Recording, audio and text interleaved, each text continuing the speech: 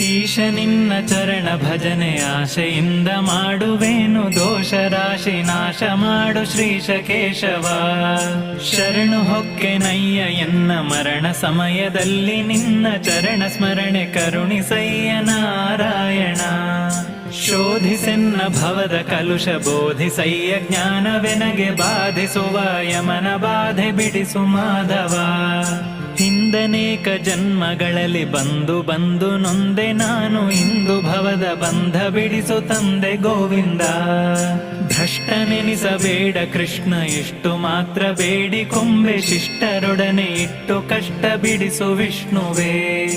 ಮದನನಯ್ಯ ನಿನ್ನ ಮಹಿಮೆ ವದನದಲ್ಲಿ ನುಡಿಯುವಂತೆ, ಹೃದಯದಲ್ಲಿ ಹುದುಗಿಸಯ್ಯ ಮಧುಸೂದನ.